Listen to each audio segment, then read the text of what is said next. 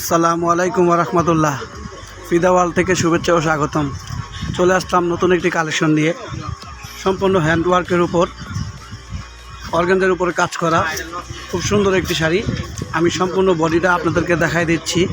দেখেন পুরো বডিটা একবারে খুব সুন্দর একটি ডিজাইন, একবারে নতুনত্ব, মানে দেখার মতো একটা শাড়ি।